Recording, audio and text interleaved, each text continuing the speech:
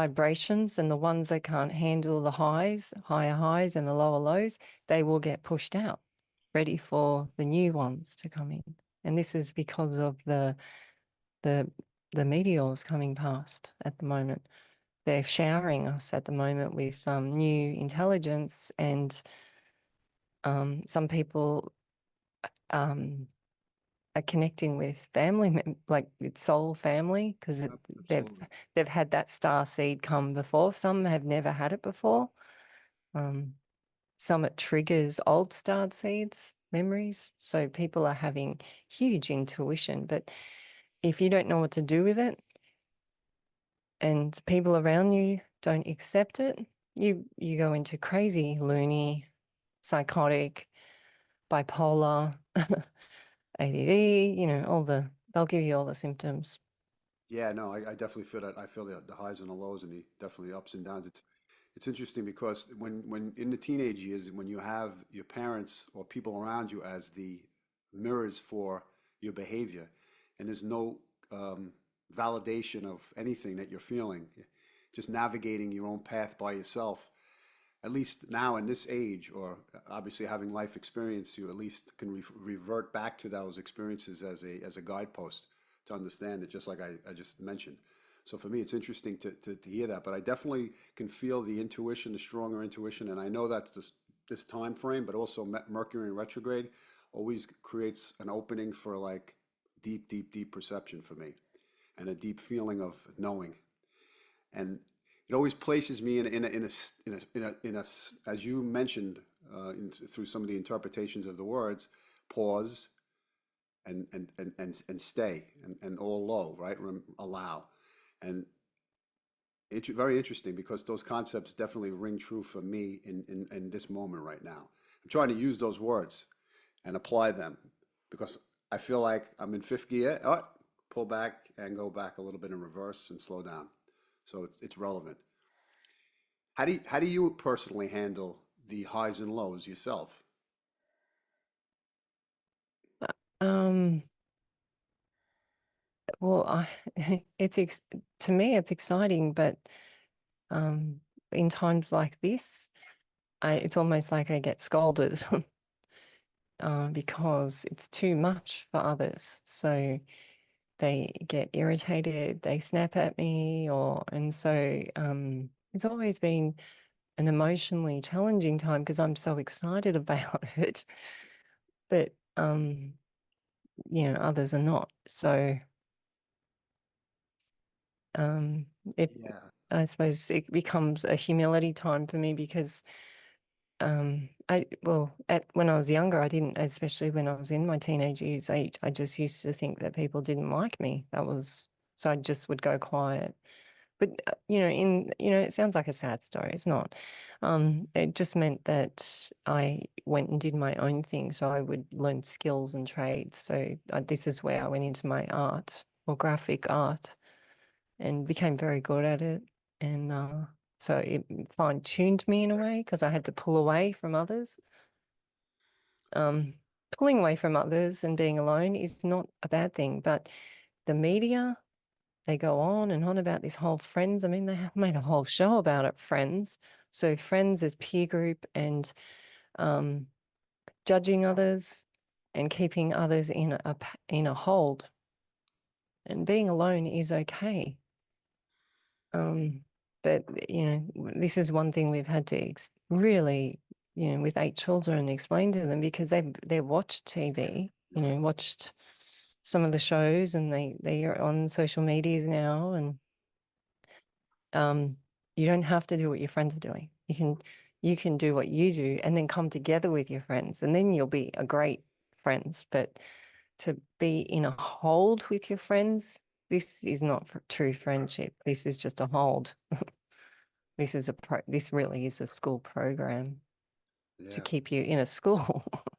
Yeah. It's funny because you're a teacher, but you're in physical education, so you're asking them to push their physical ability you're asking their cells to go to another level, climb the rope higher, kick the ball further. Yeah. Well, the thing is what I did was I usually, I didn't like to be pushed as a child.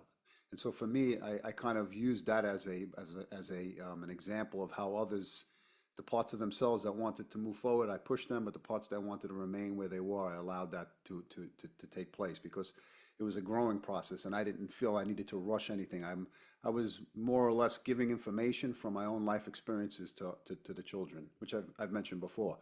Um, and so for me, it was actually a healing of my own childhood to be a teacher. It was a way for me to look back and to do things differently and use the children as a springboard of how I can make their lives better and in turn make myself feel more whole. And you brought up you brought up the point of isolation as a child. I think most sensitive people have that capacity to censor and feel all the energies that exist around them, and to recognize that people are either overwhelmed by the solitude of an individual, or the person themselves is actually overwhelmed with the other people around them. And that's I felt that way as growing up in my teenage years, which was, yeah, kind of tumultuous. Well, you you you brought up the Mercury retrograde, so this is to resol, so resolution to resol your cells. It's literally it's a chemical equation. It's a solution in you. It's liquid in us that we're going, okay, this cell cannot handle this vibration anymore. It served me then, but it doesn't serve me now. I'll let go, however that wants to go. And this is what you just said with the way you were teaching, which is a really good healing for me, is that I used to be impatient because I was always having the brakes put on me. Don't do this, not now, do it later. And because I had so many messages and things happening in me, it was just like, okay, well, I want to do this then. If I can't do that one, I want to do this one. And like, oh, can't you just sit still over there?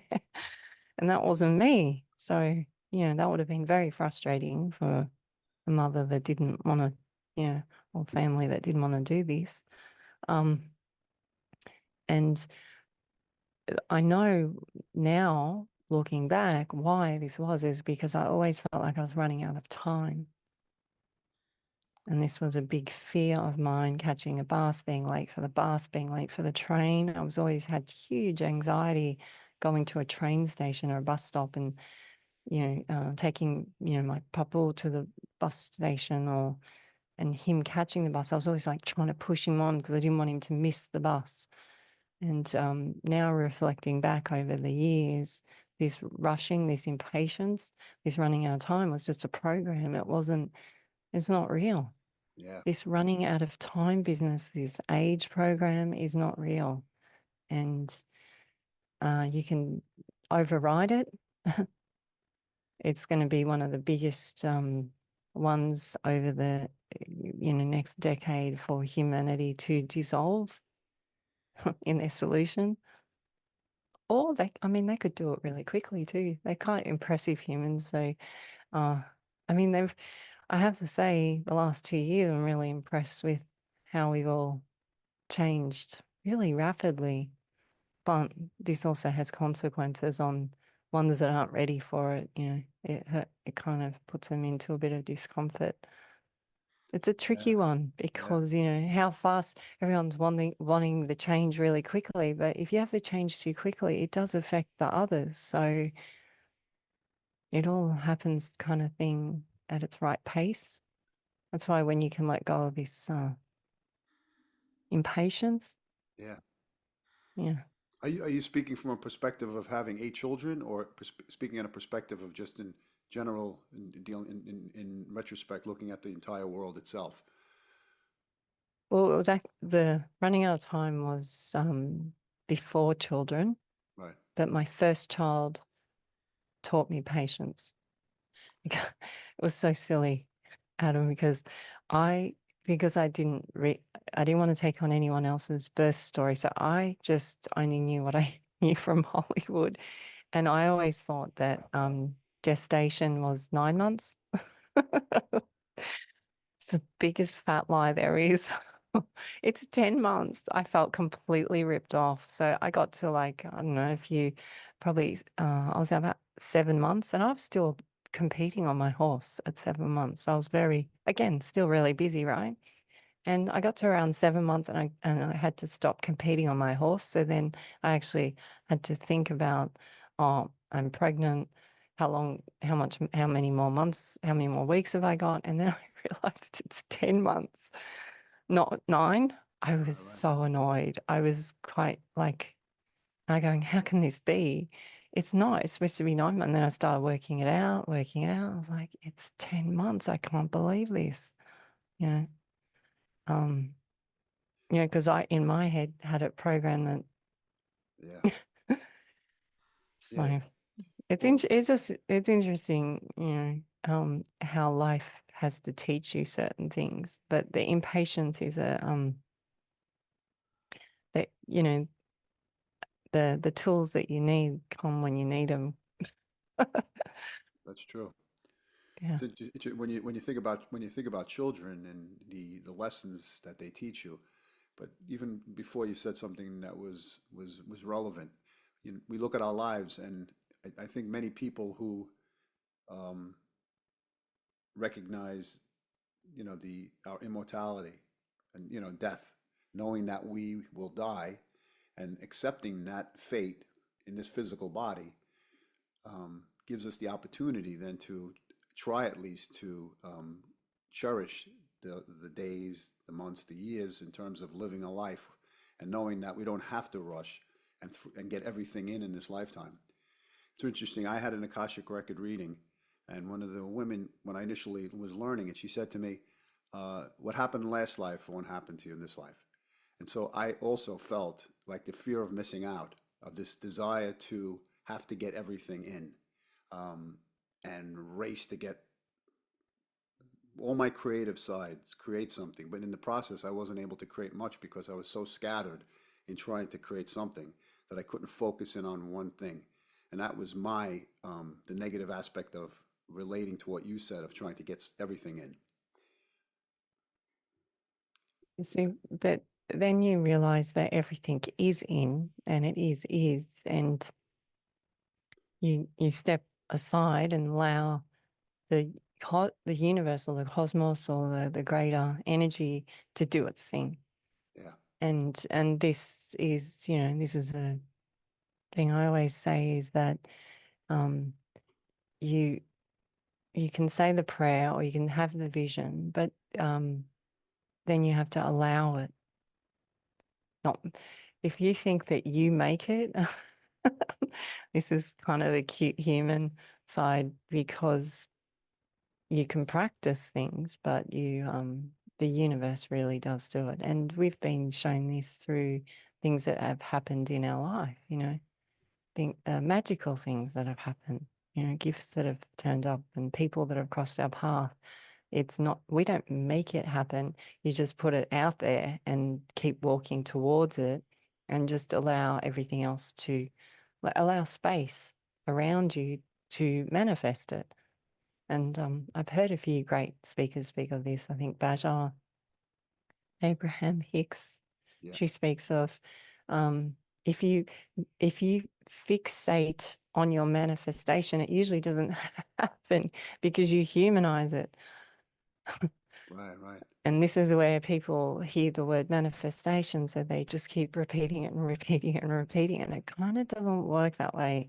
It says, say it and then leave it alone and get on with things, and keep your vibration high, keep healthy, and it will come to you when the law of attraction brings it to you. And this is what's happening now for humanity is these comets are coming in closer because humanity is ready. So these comets and asteroids, whether this is my belief system and our families, is that they're coming in closer because they have water on them and they're liking us. They're going, oh, they're coming to a new frequency. So they're coming in closer. So the showers are more. Uh-huh. then the solar flares are reacting from us as well, which is like a physical reaction between the comets and the sun. And the sun is having huge flares on this frozen tar on the meteors. So there's double or triple or quadruple amount coming on us. So, you know, it's not going to get less. It's only going to get more. So this is why we keep saying to everyone, keep going. Yeah. Keep at it. Don't give up. Keep going. You're on the right track. What about whales and dolphins? People see encounters now that they're coming closer to the shoreline, especially here. I Yeah. noticed them. In terms of the encounters themselves, I'm sure there's messages or synchronizations of them coming closer. Because most people think Yeah. it's there's feeding grounds or the water temperatures change, but there is a Mhm. certain energy that they're bringing along with them. We call them set A beings, Zeta beings. So they're the first ones. They could carry the code, and I always laugh because that's a lot of starseed. When you see them up close, they're big. I can imagine. And they're free. They're so free and allowing. So they feel us too. So some of them will be getting beached, yes. Some of them will be feeling effects from, you know, what military and Yeah, things are going on in our skies. And this will have outcomes on them as well, which we have seen. Um, but also they're interacting with us in they they they upgrade as all the animals are upgrading as well. It's not just humans, it's the insects. We've seen a huge change in the fish in the last decade in intelligence in the fish. really. Wow. Birds, yeah, birds are interacting differently from 10 years ago to now. They interact differently. And because we've been aware of it, and because we are photographers, I guess, well, we're seeing what's in the background and the foreground, not just Yeah, the subject. yeah. So we're seeing this. We're seeing how animals interact with the public. Like one of my favorite ones is we were in the city of, I think it was Byron or Gold Coast here, and there was this magpie. We call them the ancestors. It's the black and white birds. And he was their song is called caroling when they sing, and they sit and they carol and they just carol up. They're really pretty. It's quite an unusual sound. I'm sure they have them in the States, these birds. Anyway, he's sitting on the fence and everyone's walking past looking at their phone, and he is just caroling. He's waiting for one person to look at him. So, Wow, you wow. know, we got out the car and we were like, hi. And then we got back in the car and we had our windows open while we were waiting for Richard in the store. And then we were counting how many people made contact with him. So we were playing with him. We were giving him credit. Okay. Mm, Okay, you got one there. wow. Okay, you only got the dog. All right, two looked at you then. And we could feel the bird being appreciated. Yeah, he validated that he was sitting there. It's so interesting. Yeah. Yeah. And we were like, well done. So at the end, Richard gets in the car and we're like, well done. You did really good. And he flew off before us. Like it was like, okay, well, this game's over to now. Thanks for the game. That was a nice game. But that went on for about, I think that was about 5 or 10 minutes. So it wasn't, when things happen more than once, twice, three times, you know, it's not a coincidence. You know, we always laugh this word coincidence, but yeah, it's there for a reason, and it could be just there for this story right now, you know. That's true. It's like shamanism when the certain animals cross your path. It's interesting. Last year, a snake kept coming in front of the road in front of me and stopping and looked at me sort of. And then when another person came, it got out of the way, but it wouldn't move when I was trying to go. And I related it to a specific uh, message for me in relationship to my children, which was um, at that moment because I got scared when it happened to stop, to pause for a moment. And then recently I saw one that was walking side by side with me. So that was a little different than the message or the feeling of this time of a few last year. Oh, Okay, walking side by side with the dragons is a big one. Was he on your left side or your right side? He Can you was on my remember? left side. Left side. Okay. So when you're walking with this is a snake, were you making eye contact with the snake? I don't recall. I just saw it walking next to me. Ah, Its walk. head was going in, it was going in my direction with me, and then stopped when I stopped. Wow. Yeah. See, the fact that he stopped when you stopped is to me confirmation. Otherwise, otherwise he would have kept going. Yeah, see, You like, know, he wasn't escaping something and he wasn't hiding from you and he wasn't being attacked by anything. So this is a moment. These are to me these are miracle moments, and the more humans understand these are the miracles, these are the gifts, the bigger ones will come. You have to see these ones. You have to see the small first. If you can't see the small, how do you know what the big is? You that's got to true. be able to. Right, You got right. to be able to. Yeah, you got to be able to appreciate the all, so the all can come, which is abundance. We keep saying this. Um, people say, "Oh, when am I going to meet an ET?" And I said, "But you keep hearing, you keep having this flashing light in your bathroom. How do you know that's not someone contacting you now?" Right, right, right.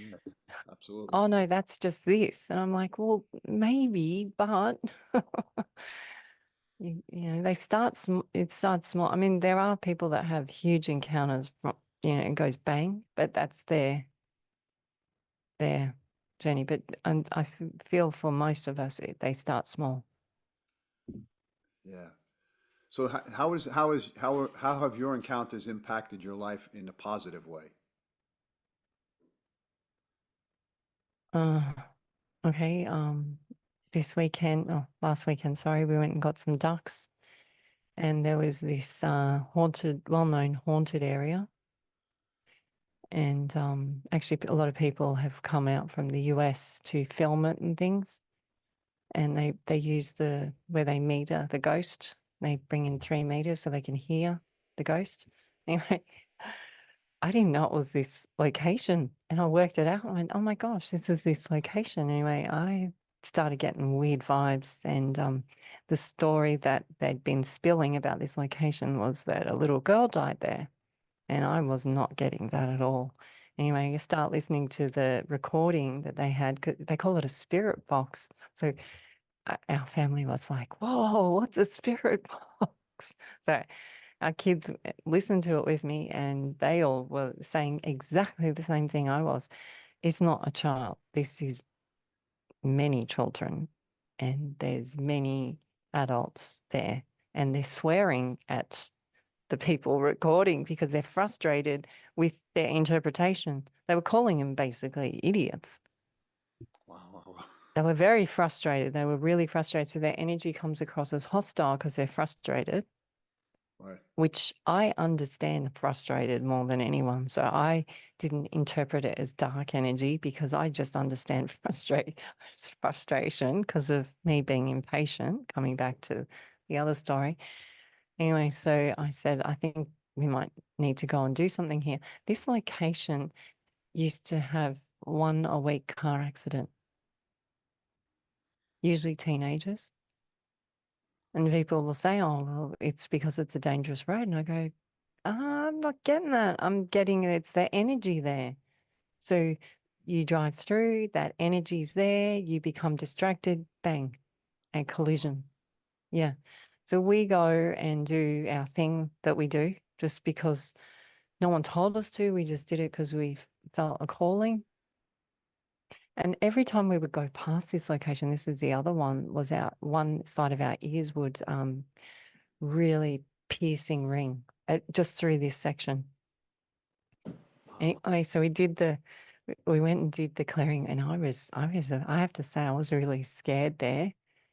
And then we had little fairy wrens land when when we were at the heart of the location, and they came down and they started spinning in front of me. I was like, okay, you guys are cute. Thank you. Thanks for making me feel, because some of these locations aren't desirable to go. Like they're not. Yeah. Anyway, usually there's a lot of graffiti and anger in the Yeah. language there. Anyway, and so we did this clearing, and then we left, and it just said, "Are you okay?" And I was like, "Yeah, I think so. Yeah." Anyway, so we test it. So we go back through the place, and you can test it just in your own solution, yeah, and how you feel. But the kids said, "Can you, John, test it with rods or pendulum?" I said, "Yeah, you can. We can test it however you want." The energy's changed. No more accidents. There's Wow. no more accidents there. I don't see anyone put flowers there. It's over. It's clear. The ringing has stopped. And so when we drive through, I feel many thank yous of appreciation come through, similar to this magpie bird story that I told you. That feeling comes through, but no more accidents. Yeah. Wow. That's so interesting. So fascinating. Yeah. And so, if we are able to all do this, can you see what will happen to the land and the animals? Yeah. How harmonious things are going to start to happen, because people just be I am hearing more and more and more people are doing things like this, just acts of random kindness, arcing, um, because they just feel a calling. You don't get paid to do this. You Yeah. just Yeah. do it. Then the gifts come. We're not doing it for gifts, but the gifts come. Appreciation comes because you then lift your solution, you become higher vibrating, and then Yeah. That's interesting. But you have a total of 10 people to interact to bounce these subjects and these energies amongst one another. And so it gives your children a sense of confidence to know that they're doing something that's positive, and it gives you, I guess, the sense of satisfaction to be able to show your children this stuff, and then also do something positive for the community and helping other people. so Um, now take this child and you're driving through. Mummy, mummy, I've got ringing in my ear. I got ringing in my ear. Why have I got ringing in my ear? You're just being silly. Oh, you're imagining it. All right, I'll take you to the doctor. yeah, All that whole story I just told you just got wiped off. yeah, but your perception is a relief for your children to be able to know that they can say that to you and be that person who would say what it is, as opposed to the mother that would take the child to the doctor. So it's a great reinforcement for what they're feeling and working with Oh, each other. it's so funny because I hear your words, and that's very kind that you say that. But my family go, it's not a relief because they don't know any different. Oh, okay. You know what I mean? So they don't know any different. So if I talk too much about it, they're like, can you stop? Because they already know. So me coming out in the public, my family say to me, please don't, you don't have to talk. We don't need to hear it because it's, it's quite funny, right? The contrast is funny. I always laugh because I just laugh because, it is funny. Uh, yeah, they just, it is what it is. Yeah. As a mother of 8 children, how does that feel to be able to impact their lives and have so much stimulation around you in terms of like finding the individuality or the moments for oneself? Well, um, so I'm going back now to the first child was in 2002. So because I didn't want to take on anyone else's pregnancy, because I knew that if I did, then sometimes you wear it, including your mother's as well. Yeah, I'm first. Yeah. So which is things I learned through the pregnancies, which does happen. Um, so we chose at 10 days old to have the children's astrology done. So of each child, we would have their astrology. So we would learn this, the mapping of them a little, I guess. Yeah.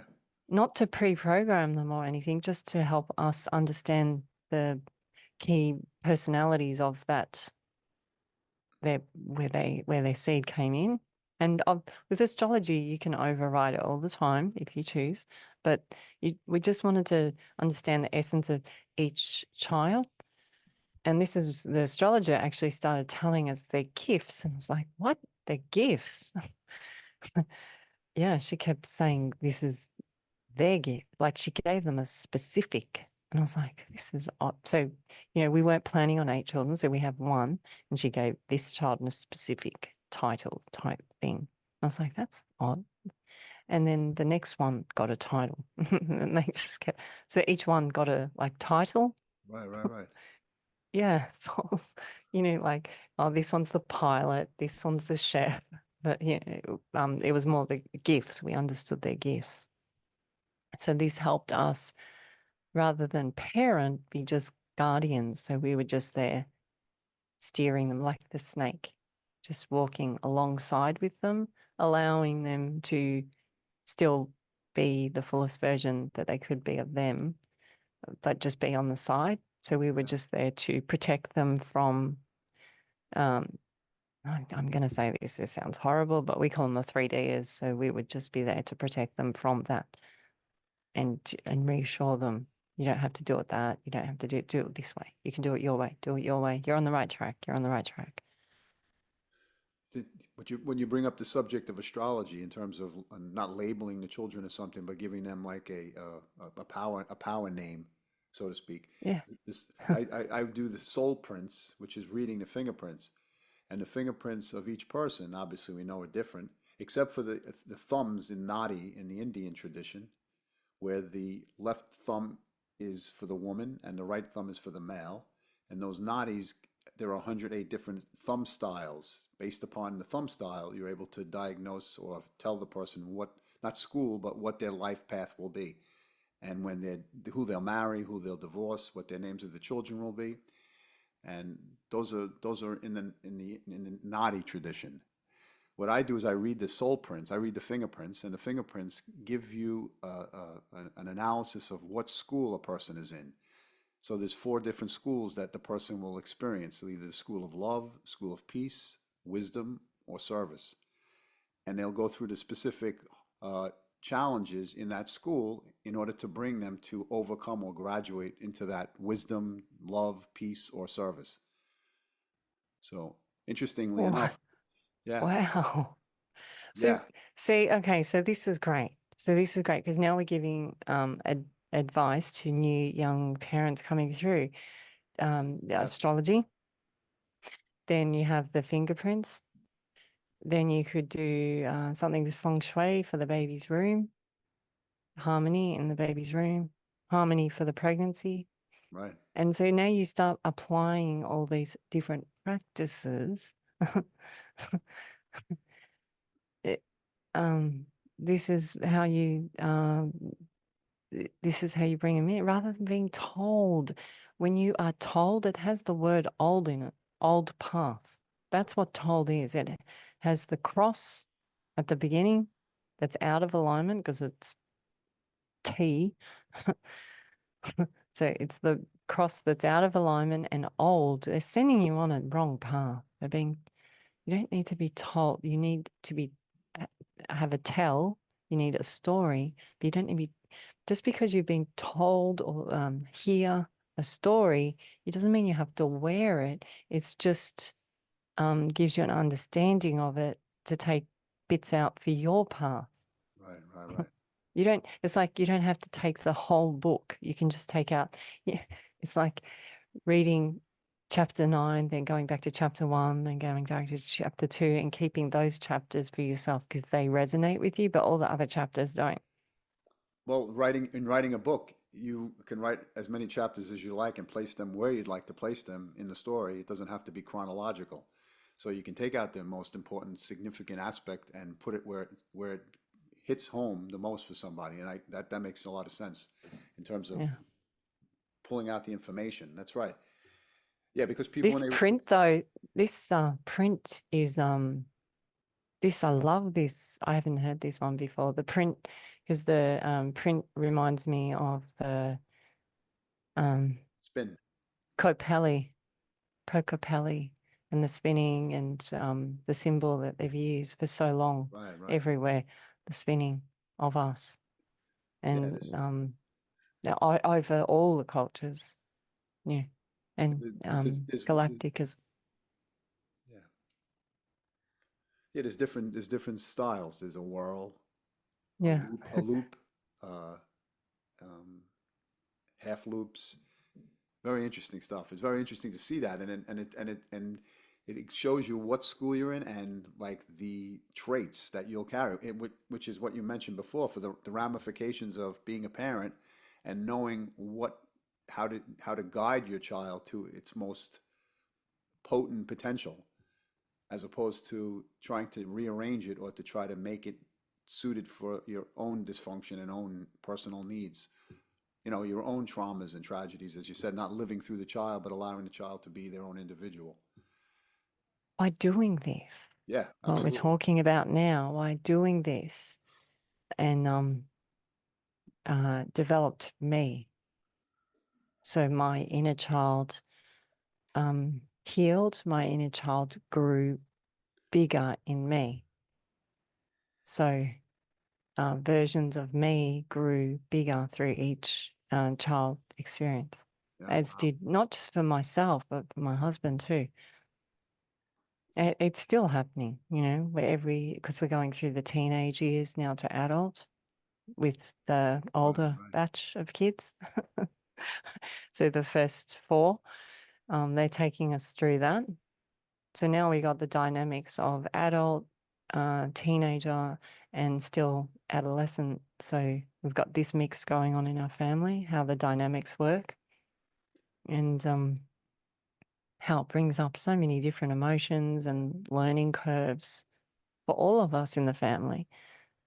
What the other thing is interesting is that animals still, again, they're the same in it as well. How our animals have changed over this as well. Animals and the wildlife, how different they are when they're around us, how they interact with us. This is, it's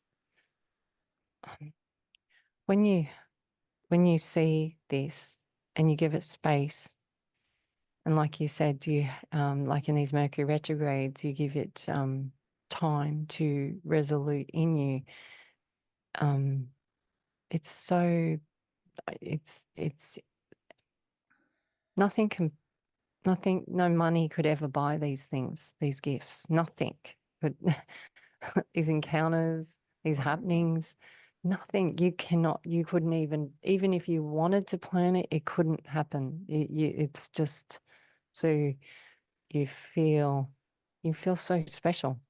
Yeah, yeah, And this feeling that you feel from these things, and sometimes they're not always the most comfortable when they're happening, but these experiences and things that happen, I'm excited for others to have these encounters and things happen because I'll see them shine from it too.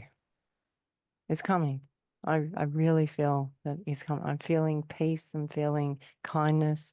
I am feeling all the chaos, and I do yeah, feel the chaos building, but I'm also seeing such greatness in others. So it's a long time coming, so it's good.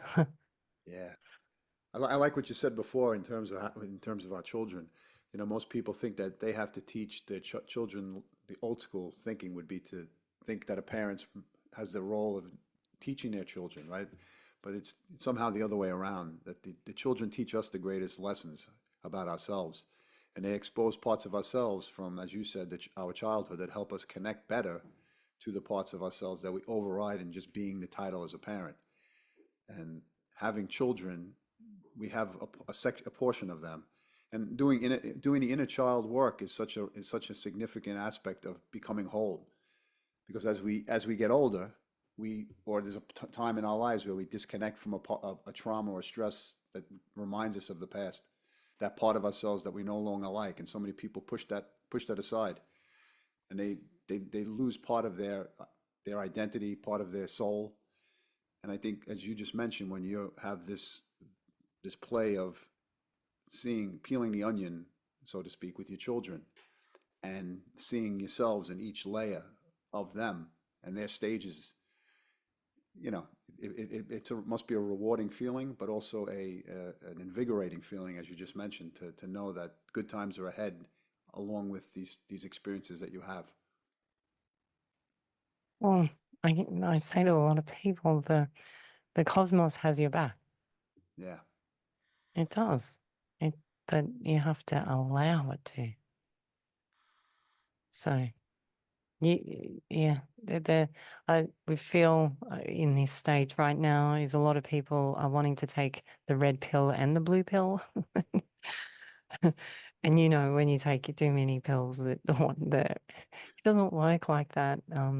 Yeah, like we say with a lot of the herbal things we practice and the healing things we do, it doesn't really work with Western medicine. Western, they kind of cancel each other out, yeah, and you usually have a reaction as well sometimes. So we always say, look, if you're using the Western way, hold off on our way. Don't do it because it sort of counteracts.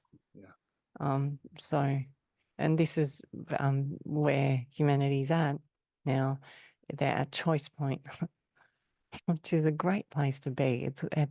It's at will. And what's important now is that where your will is at and your mind chatter, this is part of it. If it is narrating something that is someone else's vision, it's not really your path, whether that your reality TV or something you've seen on TikTok, or if you're visualizing something else all the time, too much as well, you're creating that prayer for yourself. So you'll get stuck in a loop. yeah, yeah, And what happens with the loop phases, and Mercury retrograde is beautiful because it really does bring the loops around, is it's an opportunity in the Mercury retrograde to see all the holds that you have in that loop. So now we're using astrology and feng shui now. So once you see the reoccurrence in the Mercury retrograde, this is an opportunity for you in this rest moment, resolution moment, to keep going with that or let go of it. And you'll find in Mercury retrogrades, you'll always have that person you haven't seen for a long time just pop back into your life because they're searching for something. That's what we found. They're always searching. So their soul, it's not them, it's their soul calling out and coming back to you because they remembered the good feeling they got from you. yeah. And so yeah, it's quite like you'll have this phone call from someone they haven't heard from in 10 years. It's always on a Mercury retrograde, we find, Yeah. because Well, their soul is looking for something. Yeah. you mentioned nutrition, or you mentioned herbal remedies. I was going to ask you that. That was part of some of the questions I had in mind. How did you come about coming to that place in your life, or when was it? Did you always follow a path of herbal remedies or proper nutrition, or did something in your life change where you started to like zone in on that? We were, we were in the height of our career. Olympics was on, actually. This is interesting. And I was shooting for the Olympics too, so I was getting flown around. Um, I had planefuls of crews listening to my direction on locations to shoot and stuff. It was bizarre. And being a young female, it was very odd, the whole thing. I was traveling overseas, so I was Richard, and we were putting all our money into homes. So we're buying all these homes because we started seeing us have children. So we thought, oh, we'll have homes for the children. So we're trying to do the good citizen thing. And so then we started getting life insurance. And the life insurance started being, or in Australia, I think it went to 30 grand a year, then 40 grand, 50 grand. It was ridiculous. I just said, who? Because, your accountants tell you to do stuff, Right, right, right. all the money ones. Anyway, we were just like, I was just like, why are we paying for life insurance? Why don't we just get healthier? So we just got healthier. This was the reason. Wow, that's so interesting. Because we saw the ridiculous numbers coming through. It just became more and more ridiculous. And knowing that money wasn't money and it was energy. And so we just started getting healthier. So we started eliminating that out of our diet. One thing, one ingredient, then another ingredient, and then another ingredient. And then we noticed our bodies and skin, hair, eyes change. Richard went from a white skin to now having olive skin. So he would burn in the sun and now he doesn't. We don't wear sunscreen. We've never worn sunscreen. Yeah. But when I first met Richard, he would go like a lobster in the sun. He had this German Irish skin. Yeah. Now, knowing what I know, German Irish, many of them are traditionally Celts, which are European. It's just their diet changed. You bring back in the olives and the oils and the Mediterranean diet. Wow, that's interesting. His skin is olive skin. Wow, wow, He wow. goes he goes as chocolate as I do in the sun. It's amazing. But you tell someone that, they go, no, that's not. But a Welsh man, a Welsh person, is a Celt, so they're European. But their diet, so when you take the diet out, then Potatoes and meat yeah, and potatoes. Yeah, wow. And yeah, they had a Mediterranean style diet or flavonoids. yeah. So with the herbs, uh, once you start, everything has energy to it. So each herb has an energy or a gift for for humans or plants or animals or nature or the soil. And so you understand their gifts. So now you start putting them into the food. So also I'm shooting for before the whole celebrity chef thing, I was shooting for Vogue for chefs. So they would bring me in because I could shoot humans in a pretty way. And then I would come in and shoot their food as well. So I got to meet famous chefs all around the world. They showed me all their techniques. They showed me how many times you put energy into the food also takes the energy from the food. So the fresher the food, the more energy you take from it. So if the food has been sitting on a shelf for too long, Right, right. they would show me pick the best of the best to cook with. And you don't have to cook in bulk to do this. And they taught me how you can suppress cooking in bulk with flavors. So if you have the pure cinnamon, not the fake cinnamon, because there's two, the pure cinnamon has a greater hit. So you don't have to make a huge dessert because the cinnamon will give you the satisfaction. So then it comes now to your senses. So your proportions of your meal come down smaller because your body, see, the way fast food works is fats, sugars, fats, sugars, fats, sugars, but you never have enough fat and you never have enough sugars. So the Coca-Cola drink needs more fats to digest the Coca-Cola. The more fats needs more sugar to Digest the fats. and Wow. you're never full enough. Yeah, yeah. It's never Yeah. satiated from it. Yeah. Yeah. So you need you don't need one serving or two because it would never be enough.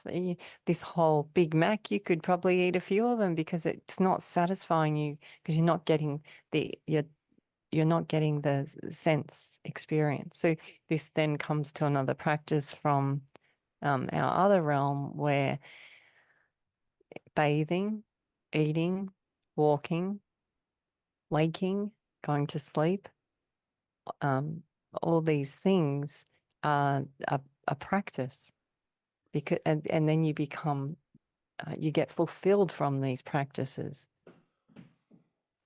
And again, but the way they're taught humanity is, I love this. They always go, you have a headache, take a tablet so you can keep working. Like, no, you have a headache, go rest. You don't want to have a headaches and then take a tablet and take your child to soccer and then have to be with all those parents because you're not going to be the best version of you. Now you're going to have this non-best version of you around all those other parents, then it spills off onto everyone. Like, can you see it? Yeah.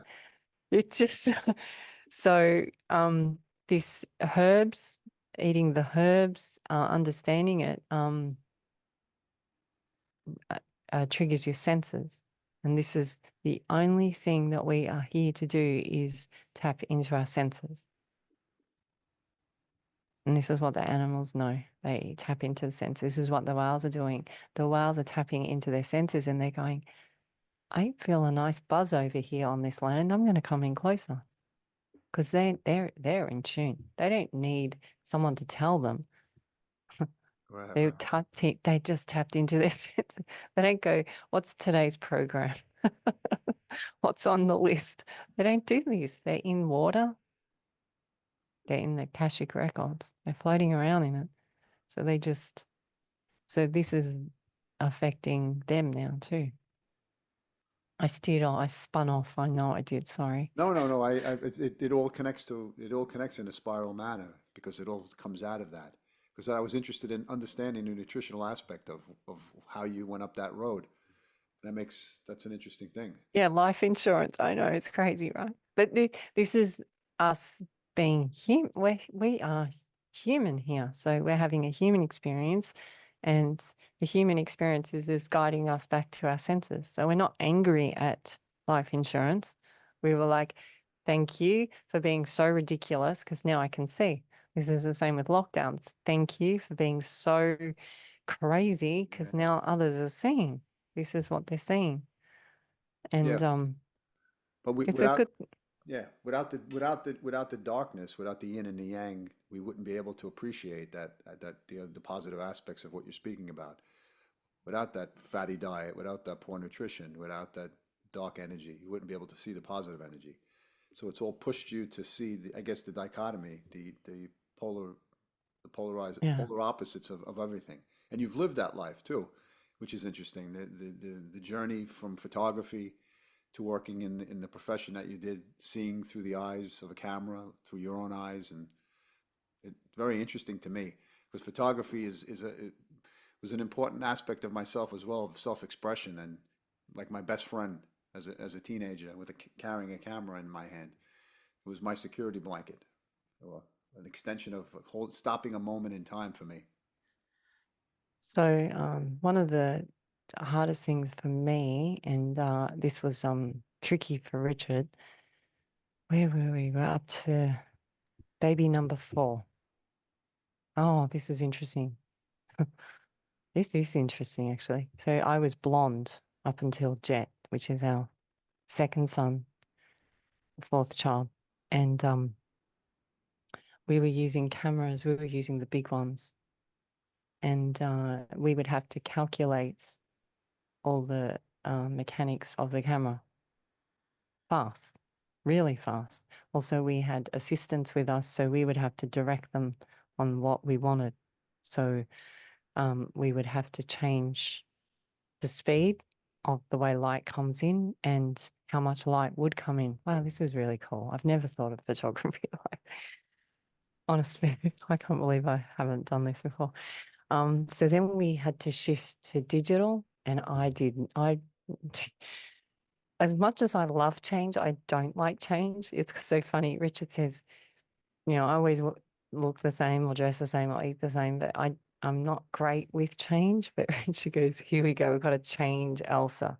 So we had to change Elsa from this to move to digital Yeah. because Richard knows his timing of when to change over. Because some people change in our industry too early to digital, and it actually put them under because it was so expensive. So the timing was really important. Anyway, he chose to do it while I was pregnant because he knew I'd be in a good headspace because he always says I was really calm when I was pregnant. So he was very calculated. Now I'm thinking about this. He was very calculated about this. Changing me to digital, the reason I didn't like digital is because it started doing the thinking. And it started being your pupil. So it was the way the cameras work now is they follow your eye, Yeah. what you're looking at. I was like, I don't know about this. So now I had to work with like a robot. Yeah. How this really rattled me. Took me a lot of encouragement from Richard to swap over. I was okay with it, but it was like I had to go through a whole sessions with myself to handle Even um yeah, allowing. I yeah. had to allow and trust a robot. You mean the tracking? Yeah, Yeah. tracking and it would. A lot of the time, I would say, I want you to shut all the functions down on the digital camera and have it as manual. Richard goes, it kind of doesn't work that way. And I go, you tell that camera. Like he goes, yeah, Yeah. but this is how. So he's very good with new because he's like a pioneer with things. So but yeah, I, he could see I was having a fight with a robot with a camera It's because it interesting. was interfering with You're my focusing zone. zone. Yeah, Yeah. yeah, yeah, yeah. My focal. It was interfering with but once then I allowed it and stopped the fight, it actually did become easier. Yeah. What did you use? Like you said with Medium, time, yeah. You medium. Would you said, use medium format? oh yeah, the big ones. Yeah, Mamiya, the big. the Mamiya R67. R. Yeah, Yeah, yeah, yeah. So we had I think we had so we'd have our kits and then we'd have the back on them. yeah. They were heavy. They were heavy. My neck was a lot thicker then because to hold it. Because a lot of the time I'd be in the most bizarre angles and I'd be shooting from low. So I'd have to do like yoga poses to hold the camera. So I had great strength here. So it's I almost probably looked a little bit masculine back then because to hold these cameras, they were heavy. Yeah, yeah. And so we'd have one or two assistants passing us backs because they'd only have on the large format, I think they only had 10 frames. Exposures, yeah. Yeah, so 12. Yeah, we just had them. I had all my assistants would do was load, passing them back. That's why when we went to digital, all the film, all this waste, really, yes. there was a lot of waste, Yeah, yeah, yeah. um, Spools. went. Yeah. Wow, wow. The gear became lighter, and now, the phone's just as good, Yeah, if not better. yeah. It's interesting because I look at the different systems and the technology is so compatible. Everything's so compatible. And if you look at reviews or try to figure out which camera, they change so quickly, right? And their evolution is probably already produced at its maximum, and now we're just going back to the point where they gradually increase the increments of technology that already is advanced to a higher level. So it's like taking Yeah. baby steps and keeping people on board on those steps to every year making you buy another camera, increasing the megapixels, increasing the resolution. Very interesting. Well, also, I mean, I could get angry at the whole thing too. because it stopped me being a photographer in a way, because everyone became a Yeah, yeah, photographer. Everyone became a photographer, and social media made everyone accessible. So that just switched our profession off. But now I see something different, and this is what, I've sent you a few things, and I send others things. Is I see things in your pictures. So through the technology being greater, has improved people's visuals. yeah, And instead of seeing it through me, it's like I'm seeing it through others. And so it's pleasing. It's exciting. It's pleasing.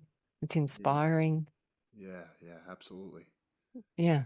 You could see what I'm saying. Like Yeah, it, absolutely. And in terms of your recall of angles and seeing things how they're aligned is very interesting. To be able to see the specific angular uh, patterns that exist and their significance and what they mean is so interesting. Not only the words you're able to interpret, but the angles. And I think you mentioned that once before in terms of the retina or the angles of the eye angles. I don't know what you called it specifically, but I kind of understood that of the way a person's angles sees things from a perspective. well, this is what the camera would do. So my angle, so I'm wanting, because I liked off center, left field. Um, sorry, I'm just laughing. It's all funny. So I like left field, and the camera didn't want to give me left field.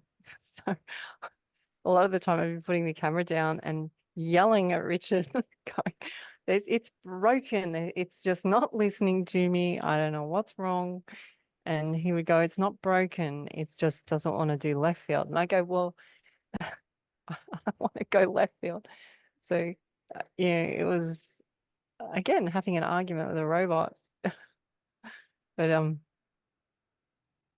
so look, it was a way of letting go Yeah, yeah, to the new ways coming through. And, now I'm seeing through a robot. So people are worried about AI, but it's like this is AI. To yes, me, yes, this is yes, yes, AI. It's got a absolutely. brain. It's Yep. telling me I should photograph this way. And I'm going, no, I don't want to photo. I know you're programmed to tell me to photograph. I don't want to photograph that way. Yeah, And so it was more complicated to override it. And that's kind of a metaphor for what the last 3 decades have been for us. Is we're fighting continually the system. yeah, continually coming to that wall and Right. going, oh, there's the wall, so I've got to turn this way. So I've got to turn my pupil or retina on a slightly different angle. So I avoid the wall, avoid the no, avoid the anchor, so I Yeah, can still continue flowing. But it was not easy. The whole bringing up the children in this way. A yeah, lot of it was we were secretive about, just because of the same topic that I came up with in the beginning is you just feel this scolding from others, judgment. So it's like so again, I'm smiling about it so that it brings others who are feeling these feelings to go, oh, that's okay. They had that too. It's okay. yeah, Sometimes just hearing that word, it's yes, okay. You're okay. I went through it. You're okay. You'll be okay. yeah, This can this feeling of you're okay, she's okay, they're okay. This feeling of that can bring great peace in times of chaos. It's yeah. because it comes back to that pause moment. But also, it also requires a sense of solitude to be able to sit alone and recognize that it's okay to be by ourselves and not look for company to occupy ourselves or to keep us distracted from that void, that moment that you just said, the feeling of doing things independent of what everybody else is doing in the 3D world. Um, So I find it it's very inspiring. It's an interesting concept to be able to live as a family and as I said, like be like a pinball machine, and the ball travels throughout that inside that container, but yet there's so much going on in that container. And if you saw it from a distance, you wouldn't see anything, but if you get close to it, you'd see the ball bouncing around and information being transmitted from person to person or from bumper to bumper. And you have each bumper to then use as a relay system to just pass it on. And if it goes down the drain, you can always start it over again. If it goes down the hole, the pinball. That's it. Yeah. I, Well, the pinball's a great way to work through it because it's like if you place pinballs as a cell, your cells, yeah, this is good because it describes your channels in your veins, or your organs or your pipes. It also describes how your cells move in the body as well, with viruses or with healing, and how the pinball moves through. It's a great way of explaining. We use the pinball a lot to explain things of our body. And pinging, sometimes it's big, and ping. it bounces off, and then it bounces this way, and this is what we're doing. We're all bouncing off each other and interacting with each other, and you're not always meant to be together. Yeah, Richard and I aren't always together all the time because sometimes his energy's here, sometimes mine's here. You just keep coming back together. yeah, So you do your thing and then you come back together. But the way Hollywood makes it is you're married and you're happily ever after, which kind of is true, but they make it like you think you're stuck together. yeah, yeah. So they give you this idea of what husband and wife are supposed to be. And so then if that ideal isn't happening, there's something wrong. We've got a problem. Yeah, It's not meant to be like this. You're not meant to be stuck to anyone. This is coming back to the children. This is why we did their astrology, is just because they're twins doesn't mean that they have the same path. yeah, yeah, They could look exactly the same, yeah. come out at similar times, and have the same gestation period, but they have completely different paths.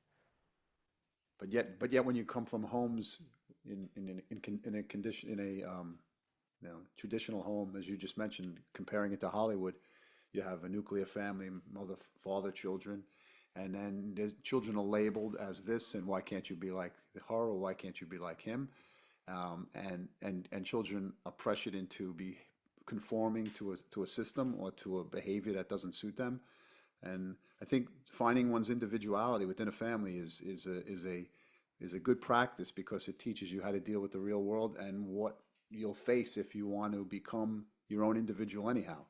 So I look at like my sister, for example. I look at her family, or I look at other traditional homes where people are become envious of families that are intact and functioning. And there's many divorced homes and separated homes where people, don't have that type of system in place. But yet, eventually, if you don't find your own way as a parent, you live through your children, and your happiness is based solely on what they're doing, living through them, as opposed to finding your own way in this life. And it's a difficult thing for people to navigate if they've never questioned their own identity or gone through this dark night of the soul, or connected to their inner child. And I wonder how it is for you, as for eight children. Do you get lost at times, or you're always on point of?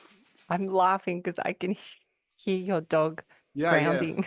He's Always grounding scratch. Yeah. with two souls. She's, So he's grounding this information in, and this is the gift that I'll take from your little dog there. Um, this is important. He's telling me how important this information is. So this is, to me, as little as that moment was. See, he's stopped now because we've acknowledged. Yes, yes. So he's saying this is serious information. We've got to ground this in because it's important for the children. So when we were having children, we were told that we were having too many and we were creating too many footprints on Earth. And Wow. this was creating to the carbon imprint. And then the other thing we were told is if you have more than this many, how can you love them all? I was like, what are you people saying? Yeah. And you'd think who are saying this to you? You'd think it was teachers. We had a mayor say it when he was coming out to evaluate a, a building development we had going on. We had people at the fish and chip shop say it to me. Most random scenarios that, you know, like I'm buying fish and chips and they tell me that I've created too much of a carbon footprint. Right. Well, this is when the whole environmental program just gets a narcissist type of, Yeah, yeah. really? Like, so you're judging me. You don't know me. I'm just buying fish and chips. You Wow. keep your fish and chips. There you go. You can keep that. Thank you. I'm gonna. Yeah, absolutely. Yeah. So I'm just saying, like, yeah, this bringing your children in without all that and just following how it feels to you and the child will help you. It really does. It's not this have the children, get them out, get them to school, get them to college. It's not that. It's always about the journey. Yeah. It's not about getting them out of the house to go to college. And this is why a lot of people, you'll hear them say it went so fast Yeah. because they weren't enjoying the journey. They were so fixated on the end. So if you're fixated on retirement, you missed the whole lot. You missed the whole show. Well, people either are wishing their lives away Hmm. instead of holding on to the moment, which is not an easy thing for people to do. But also, there are parents who then hold on to their children as a means of security, as a means of holding the years, and as opposed to taking care of their own needs, or they can't find their self, or what their Well, goals this are. is, yeah. Well, this happened to me in the weirdest way, because the other realm had outcomes. I knew the outcomes were coming for us. I knew that something, I was warned. So I tried to stop it. This created illness in me. It also stopped the process to move through because it kept it in a loop What because I did was worried. Yeah, what did you do to hold it back? Um, Tried to stop it from happening. But you can't stop it. It just it is what it is. Yeah, And the letting it just be wasn't what I visualized it to be anyway, the outcome. But you know, because because it involves life and death and things like this, you try and force it because you're so afraid of death. yeah, yeah, yeah. Well, And I've heard many interesting things you've spoke about on other interviews with your experience with NDE and the lightning strike and other things. So it's and pushing yourself to the point of opening up towards surrender, pain, experience. Very, very interesting, and it's inspiring because you realize you hit that threshold, and once you hit that threshold, then it becomes like a clearing and a building of confidence in knowing that things will, I guess, get better. Yeah. Well, threshold is that would once you get to that spot, threshold, the chaos spot, that's the another will moment, because you have to make a choice. You're like at the peak. Right. And many people will call this not a great spot to be, but now you use it as a tool, as your compass.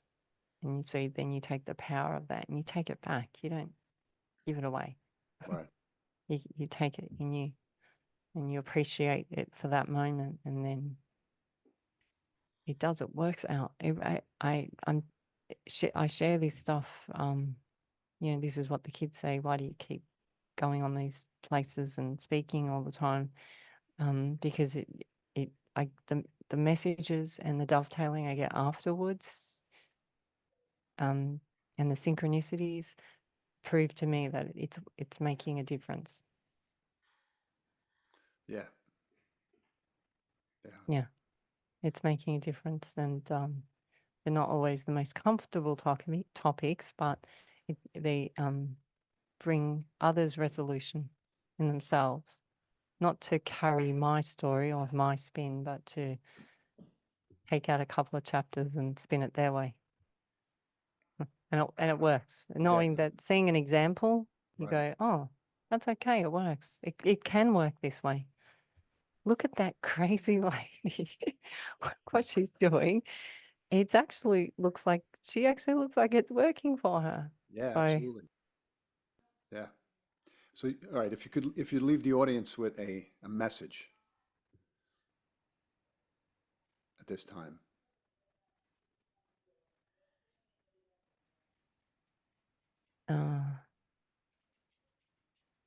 I'm going to give it from my first daughter. She said the 5 seconds. 1, 2, 3, 4, 5. What was that? What was the first 5-second things that came to you? It's amazing when you give yourself 5 seconds and in acknowledge of it. So practice it for 1 to 3 days or something, or 1 to 5 days, and even write it on your hand or have it on the screen of your phone. 5 seconds, so that everything you 5-second it or 3-second it, whatever you want to do, and see how many feelings or senses come in those 5 seconds, because they're usually your first, before the doubt, the fear, what I should do. Right.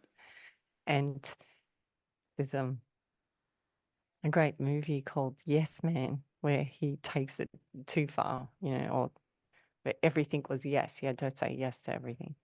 But it's kind of, I guess, like that. It's going yes to one of the 5-second things that you feel, do that, and use that as what you're going to do for the day. So if you have a 9 to 5 job, you might have to practice it on the weekend or after work. But then once you get the hang of it, then you can bring it into your work and practice it there and see if it works. And you might find a different way, like it might be 3 seconds, or you might want to you might even test it, see how it feels, like go into situations where you did it on a Monday, and then you do it in the morning, and then you do it on this day in the afternoon, and see if the same feeling comes up to do that in that 5 seconds, and practice it on everything. Practice it on how you go shopping, how you meet people, starting new projects, and see if it changes around full moon to new moon. I'm giving people ways to practice something in themselves without having to do anything. They can just basically turn off from watching this and begin. Yep. The 5-second thing. You don't have, it's in you. Okay. So, Yeah, I got more. And if somebody were interested in reaching out to you, where could they do that? we have a website called spinbeings.com, and it has links of our videos, which sort of shares our family story and experiences. And then sometimes we, if people want a more individual, they do a session, and you can book a session with us. And sometimes people just invite us to their spiritual groups for talks, where it's not recorded, and we just come in and talk with smaller groups rather than, audiences in public, and just a lot of people can open up more that way Yeah, without being judged. yeah, yeah. It's interesting the course of conversation in terms of understanding like a cycle of where things go and how it comes back to certain places. So I just find it very inspiring, the information that you passed on, and I'm sure people who listen to this will find that as well. It's always interesting talking and speaking with you about these topics. And as you said, understanding the dovetails or dovetailing that takes place, or the information that fits into different places eventually, just by sitting there and allowing things to come. Yeah. Yeah. Oh, well, this allowing is tricky because we're so used to pushing it into play. We got to do this, we got to do that. So when you're in the allowing, you think nothing's happening. Right. Just because you think nothing's happening doesn't mean the cosmos is going, oh, well, oh, sorry, what were we supposed to be doing? Cosmos is very busy getting all these alignments ready for you. Yeah, but you have that insight and that connection, which allows you to take in things and have the trust and faith in that, which is some people don't have that connection or that opening to understand that. So it becomes a sense of impatience or impatience. And So you have to practice. yeah, yeah, I mean, that makes sense. Yeah, you have to practice. Okay, on that note, I want to thank you for joining me today, sharing your time, your wisdom, your insight, and thank you. Thanks, Adam.